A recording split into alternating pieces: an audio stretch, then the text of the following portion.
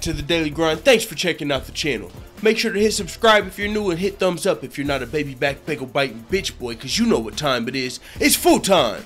MMA. Next up, we've got the next UFC light heavyweight title challenger, Volkan Oezdemir, who will be challenging Daniel Cormier for his title at UFC 220, weighing in on Daniel Cormier's wrestling advantage in an exclusive interview with BJPen.com.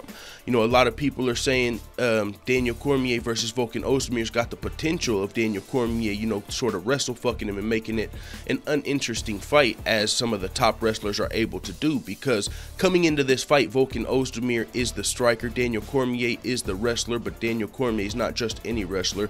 Daniel Cormier is one of the greatest fighters of all time. He's also one of the best wrestlers in MMA, as Daniel Cormier has only lost one time in his career to Jon Jones, unless you count the second time to Jon Jones, which was overturned when Jon Jones popped dirty for steroids. So with that being said, Daniel Cormier is arguably the best fighter of all time, as he's never lost to anybody except for a Jon Jones before USADA.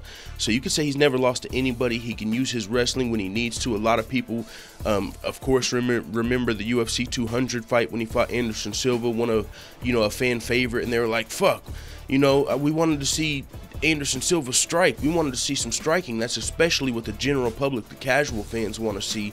But whenever somebody like Daniel Cormier, who's got those high-level wrestling skills, he's going to do what he has to do to win the fight. That's the thing about Daniel Cormier. He might not be the most entertaining fighter, but he's one of the best fighters. He's going to get the win. If he can't outstrike Anderson Silva, he's going to use his wrestling and win the fight. So that's what some people expect to happen here. Volkan Ozdemir's fought 3 times in the UFC. He is undefeated in the UFC, but he's knocked out 2 top 5 contenders already on his streak to earning a title shot. He knocked out Jimmy Manuwa, who's another striker, but he also knocked out Misha Serkinov. Now, has he fought anybody with the wrestling pedigree of Daniel Cormier yet? No, he hasn't, but he's talking about Daniel Cormier's wrestling background a little bit in this interview, and this is what Volkan Oezdemir has to say. He's coming here from a wrestling background, and I'm coming from a striking background. But definitely it's the highest level of the UFC, and we've both been fighting for a while now. He's been holding that belt also for a long time, and you're going to definitely see a full display of fighting. I mean, MMA is a complex game. We've seen a lot of wrestlers being taken down this year, taken down by many guys that are not supposed to be wrestlers also, you know? It's all about your stance, and when you use any proper technique, it's really a complex game. So it's all about putting everything together, and I think I'm going to do really well with this. My striking is getting really sharp now. My wrestling is improving so much, and it's going to be, I'm going to show it on January 20th. And one thing about this fight, man, you can't count Volkan Oezdemir out, because even though the last fight was overturned, Daniel Cormier is coming off of a pretty brutal knockout loss to a juiced up Jon Jones, who hit, you know what I'm saying, and after he got head kicked, he ate a couple extra shots after the bell. So of course he had a little bit of concussion symptoms after that, you would assume, you would think, but he has had time to heal up. A little bit of time. I mean, when was that fight? UFC 214. I don't remember the exact month, but I mean, it was probably like 4 months ago. So he's had time to heal up, but at the same time, he's going against a striker, another guy that's probably going to be able to, if he connects, you know, who knows how Daniel Cormier, even though the win was overturned, who knows how durable he's going to be after that Jon Jones knockout. If he's not able to get to his wrestling in every round before this knockout artist connects, I mean, Volkan Ozdemir's definitely got a shot of doing what Jon Jones did. Is Volkan Oezdemir Jon Jones juiced up? Fuck no.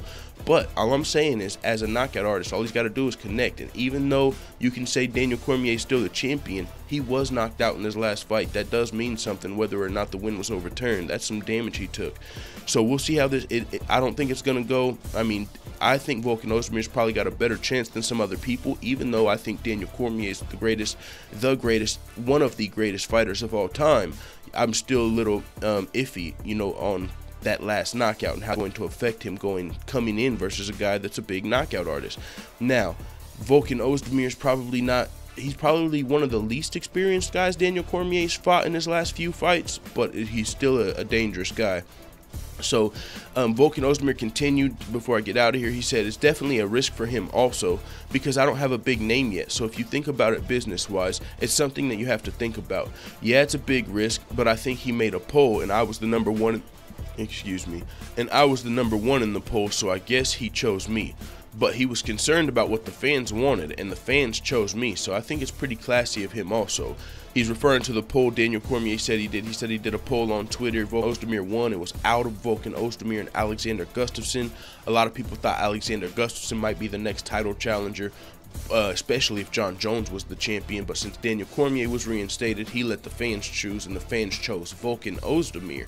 So with that being said, that's the fight we've got on that card. Though, even if Daniel Cormier wins this fight carefully, using his wrestling, even if people are booing him, even if the casual fans are bored at the end of this fight, you gotta know this Francis Ngannou Stipe Miocic is coming up next. So that's gonna be a hell of a fight card, whether or not Daniel Cormier does what he needs to do to get the win, or something comes out here, Oezdemir gets the fucking big knockout. You know what I'm saying? That's a very real possibility. I would probably pick Daniel Cormier just off the top of my head right now, but I'm just saying, if Daniel Cormier doesn't win, he's probably getting knocked out. That's what I would say. So with that being said, it is what it is. Let the full-time family know what the fuck you tell me in the comments. I'm out.